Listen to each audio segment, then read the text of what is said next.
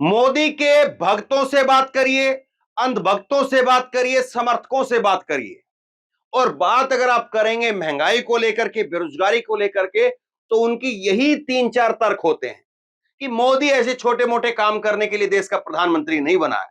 मोदी बड़े बड़े काम कर रहा है। ये उनकी भाषा है, मेरी नहीं। मोदी जो है वो दुनिया में भारत का लोहा मनवा रहा है। पूरी दुनिया के जो प्रधानमंत्री, राष्ट्रपति हैं, वो धन्यवाद बोलते हैं। मोदी है तो मुमकिन है बोलते हैं।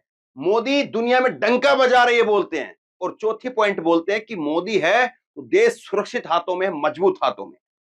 लेकिन दो खबर आप देखिए, और ये दोनों खबर हिला देने वाली खबर है। पहली खबर तो जो सामने आई है वो अमेरिका की एक संस्था है, एनटीआई, और इसने एक रिपोर्ट जारी की है। और इस रिपोर्ट के अंदर बताया कि भारत से ज्यादा सुरक्षित पाक के परमाणु हथियार हैं। पाकिस्तान में परमाणु हथियार हमारे यहां से ज्यादा सुरक्षित हैं। यह अमेरिकी संस्थान की रिपोर्ट है। और दूसरा जो है वो खुद भारत की सबसे बड़ी संस्था संसद, वो जो है भारत की सबसे बड़ी पंचायत, उसमें सरकार का जवाब है, किसी और का नहीं। सरकार का जवाब है कि 6 महीने में 87,000 लोगों ने भारत की नागरिकता को छोड़ दिया है।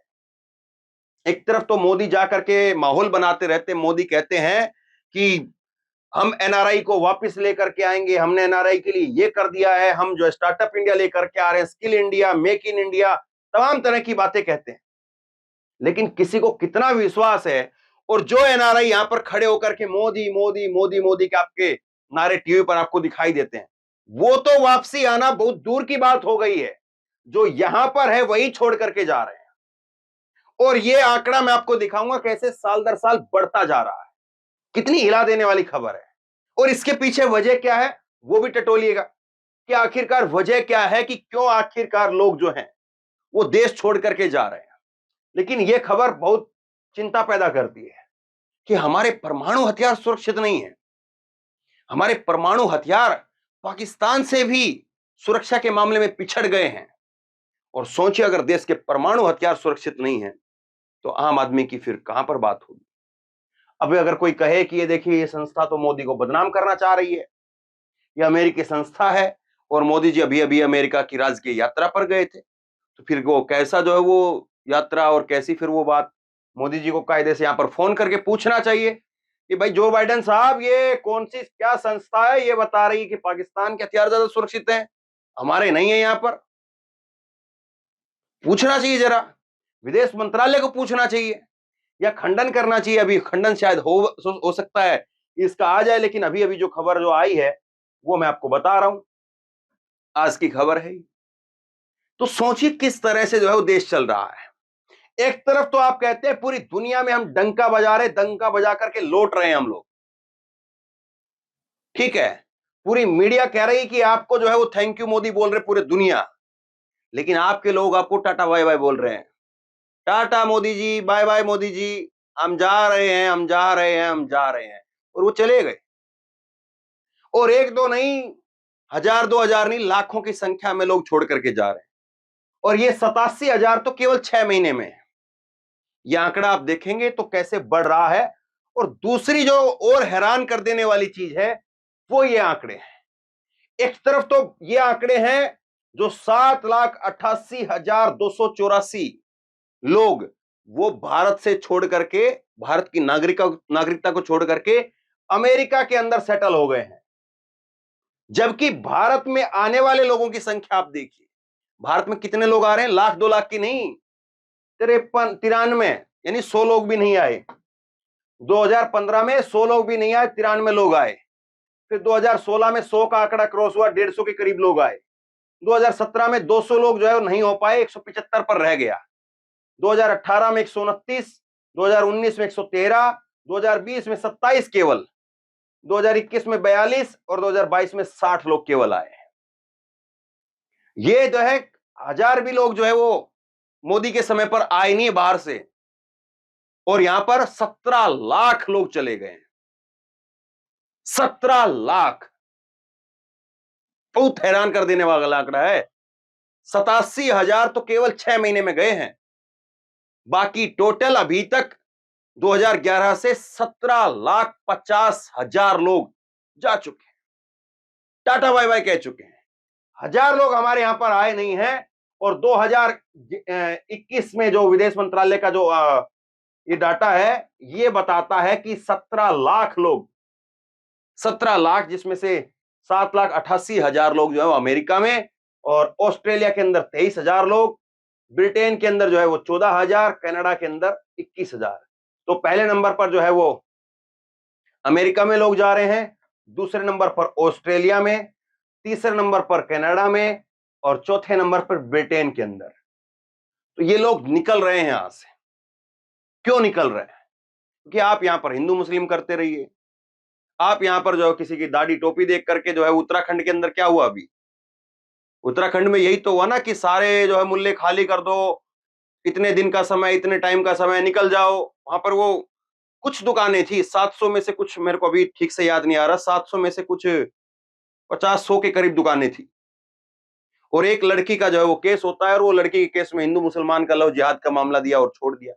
केवल एक हिंदू मुसलमान नहीं है, बहुत सारी चीजें हैं। और जो आंकड़े बड़े हैं साल दर साल, वो चौंकाते हैं। लेकिन एक हिंदू मुसलमान भी फैक्टर है। आपके यहां पर जो पॉलिसी है वो भी बहुत बड़ा फैक्टर है। किस तरह से आप नोटबंदी कर देते हैं, किस तरह से आप 2000 का नोट बंद कर देते हैं, किस तरह से आप जीएसटी लेकर के आते हैं, फिर उसमें बार बार तब्दीली करते रहते हैं। तो ये सारी चीजें, जो आदमी सेटल होना चाहता है, जिस आदमी के पास में खुद का माइंड है, पैसा है, और जो आदमी आज ये देख रहा है कि मैं अपना बिजनेस प्रॉपर तरीके से सेट करूं, तो उसको बड़ा खिचड़ी सी लगती है कि यार ये कभी कुछ कर दे रहे हैं, कभी कुछ कर दे रहे हैं, कभी कुछ हो जा रहा है, कभी कुछ हो जा रहा है। ये थोड़ा मामला जमता नहीं है। और पैसे वाला जो आदमी होता है, वो पैसा वहां पर डालता है जहां पर स्टेबिलिटी होती है, जहां पर उसको लगता है कि हाँ, अब यहां पर स्थिरता है। यहां पर जो है वो अब ऐसा नहीं कि ढुलमुल ढुलमुल चीजें हैं, वो पैसा वहीं पर डालता है।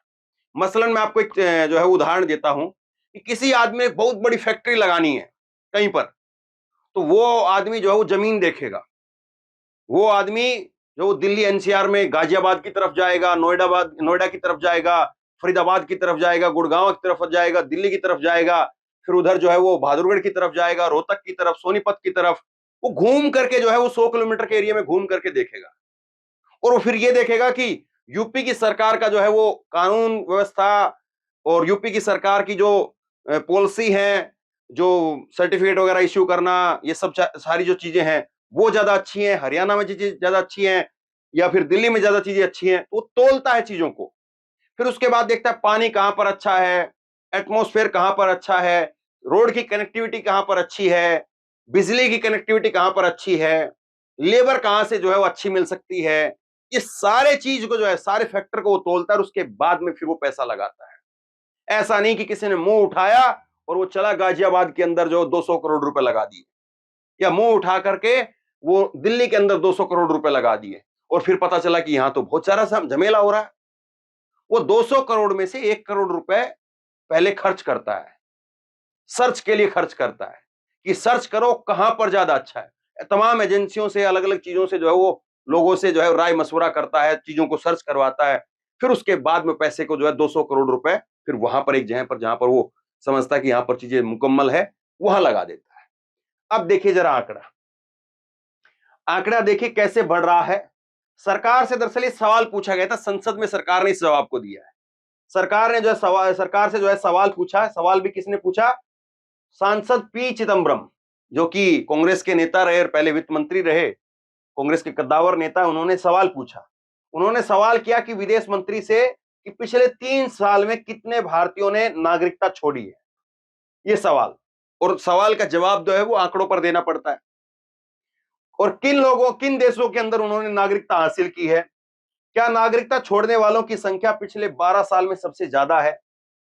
क्योंकि वो उनको भी पहले वो गृह मंत्री भी रहे हैं, वित्त मंत्री भी रहे हैं, तो उनको अच्छा खासा अनुभव है कि हाँ कौन सी चीज। और ऐसे लोग जो है रिपोर्ट वगैरह पढ़ते रहते हैं, इसीलिए ऐसा सवाल पूछा। तो सरकार ने जो बताया कि इस साल जो है वो जून के महीने तक 87,000 लोग अपनी नागरिकता छोड़ चुके हैं। विदेश मंत्री एस जयशंकर ने संसद के मानसून सत्र के दौरान ये जानकारी दी।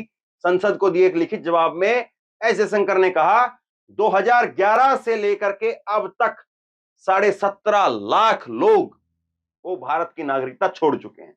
इनमें से सबसे ज्यादा लोग जो है वो अमेरिका गए हैं। अब कोई कहे कि देखो भाई 17.5 लाख गए हैं, तो मोदी के टाइम के नहीं गए, ये तो 2011 से जा रहे हैं और तभी पहले गए, अब तो नहीं जा रहे हैं, अब तो यहीं पर लोग आ रहे हैं। इतना बढ़िया माहौल कर दिया है, इतना अच्छा सब कुछ चंगा सी हो रहा है। तो देखिए मैं कुछ आंकड़े आपको दिखाता हूं। आंकड़े देखिए आप क्या बताते हैं। आंकड़े बताते हैं कि 2020 में 85,000, 2021 में 1,63,000 लोग, फिर उसके बाद 2022 में 2.25 लाख लोगों ने अपनी नागरिकता छोड़ी। ये आंकड़े हैं। हर साल आंकड़ा कैसे बढ़ रहा है भाई। 2020 के अंदर जब कोरोना का वक्त था, उस वक्त में भी लाख के करीब लोगों ने देश को छोड़ दिया, और जब कोरोना से जो है देश उभर रहा था, उसके बाद जो है वो 1,63,000 लोगों ने देश को छोड़ दिया। और फिर उसके बाद में जैसे ही जो है वो नियम कायदे जो बाहर के देशों के थे, आने जाने के थे, और तमाम सारी बातें रही होंगी, 2022 में जब चीजें और थोड़ा स्मूथ हुई तो 2.25 लाख लोगों ने देश को छोड़ दिया पिछले साल। और अब जो है वो 6 महीने के अंदर 87,000 लोग छोड़ करके जा चुके हैं। अभी आधा साल बाकी है। अब आधे साल में जो है वो ये आंकड़ा 1.5 लाख को क्रॉस करेगा, 1 लाख को क्रॉस करेगा, वो सब आपके सामने आएगा। अब जयशंकर साहब क्या कह रहे हैं, विदेश मंत्री जो है वो कह रहे हैं कि ग्लोबल वर्क प्लेस की तलाश कर रहे हैं भारतीय। उन्होंने बताया पिछले 2 दशकों में बड़ी संख्या में भारतीय ग्लोबल वर्क प्लेस की तलाश कर रहे हैं। इनमें कई लोग अपनी सुविधा के अनुसार दूसरे देशों की नागरिकता ली है। तो भैया यहां पर क्यों सुविधा नहीं है फिर? यहां पर तो सब कुछ चंगा सी, यहां पर नरेंद्र मोदी जैसे प्रधानमंत्री, इतने ज्ञानी धानी आदमी जो है वो विश्व गुरु, यहां पर जो है उसके बावजूद क्यों नहीं? उन्होंने कहा कि सरकार ने इस मामले में संज्ञान लिया है और मेक इन इंडिया के तहत ऐसे कई प्रोग्राम, ऐसे कई प्रयास किए हैं जिससे देश में रहते हुए ही नागरिकों की प्रतिभा को निखारा जा सके। सरकार ने स्किल और स्टार्टअप्स को भी बढ़ावा दिया है। अब बढ़ावा दिया है, अब ये स्किल इंडिया, स्टार्टअप इंडिया, ये जो 3, 4, 5, 6 जो इनकी योजनाएं हैं, वो अभी तो चल नहीं रही, तुरंत चलाई नहीं है, उनको बंद भी नहीं किया है। फिर उसके बाद में आंकड़ा जो है मोदी सरकार के टाइम पर ही क्यों बढ़ा? स्किल इंडिया, स्टार्टअप इंडिया और ये सब तो जो है वो पहले से चल ही रही है। इसमें से कुछ भी ऐसा नया नहीं है जो सरकार ने अभी अभी लॉन्च किया हो।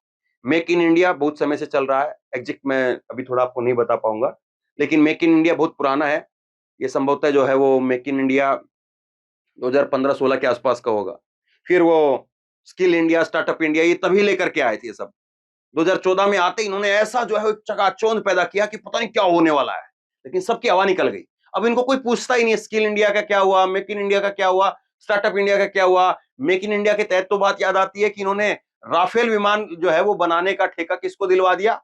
अनिल अंबानी को दिलवा दिया। अनिल अंबानी का ठेका जो है उनको दिलवा दिया। फ्रांस से राफेल विमान आने थे, 36 राफेल विमान आए। इस बार जो 26 आने थे, लेकिन 26 आने से पहले उसका दिवालिया निकल गया। ये मेक इन इंडिया का हाल है, या ये मेक इन इंडिया के तहत जो काम करवाना चाहते हैं, परख ही नहीं है। आप कैसे लोगों को क्या काम दिलवा रहे हैं पता ही नहीं है। 36 राफेल विमान पिछली साल जब नरेंद्र मोदी गए थे तब आए थे भारत के अंदर, पिछली साल 2019 में। तो उस वक्त में जो है, उस वक्त में वो अनिल अंबानी को ठेका दिलवाया था, और अब तक अनिल अंबानी की एक कंपनी छोड़ करके सारी कंपनियां फ्लैट हो चुकी हैं।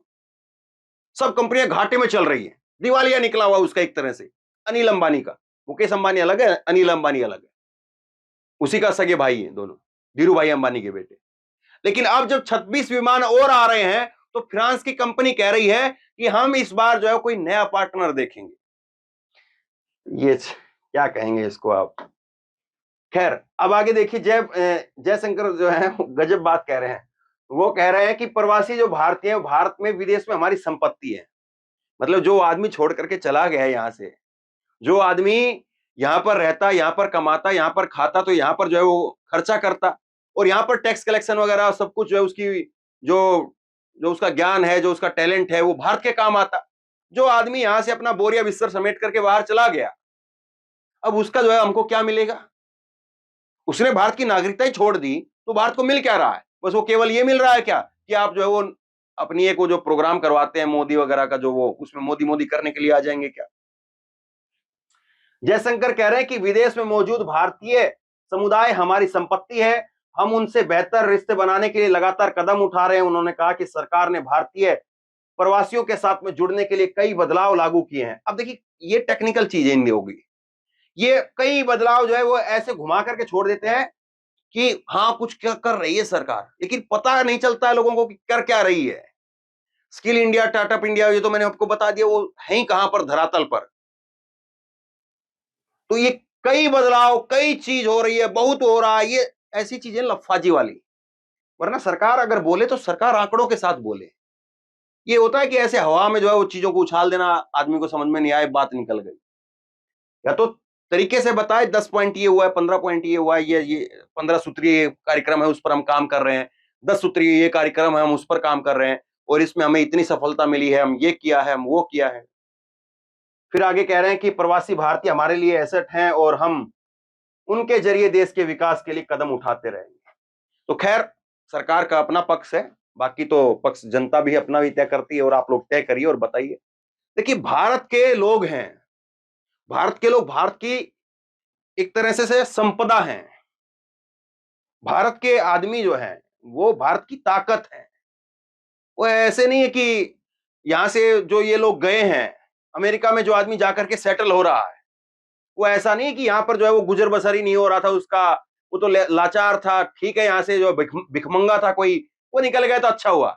ऐसा नहीं है साहब, ये वो लोग गए हैं जो क्रीम क्रीम है, ऊपर की जो क्रीम क्रीम होती है ना, वो चले गए हैं।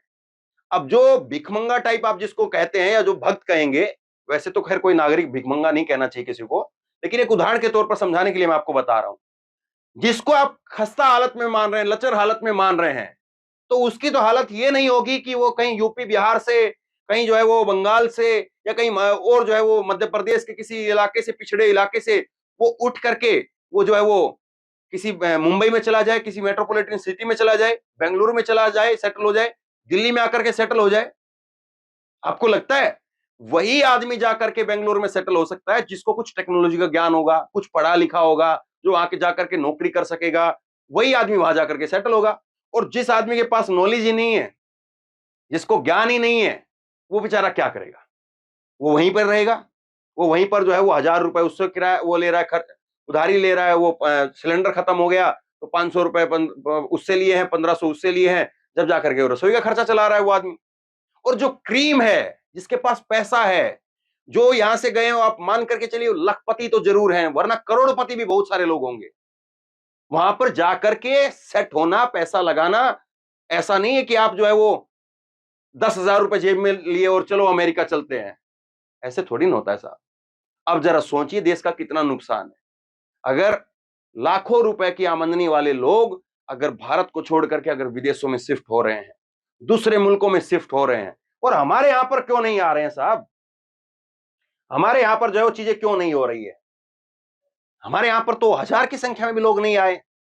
कुल मिलाकर के अगर देख लेंगे आप, तो ये देखिए 1000 की संख्या भी नहीं पूरी पड़ती है यहां पर।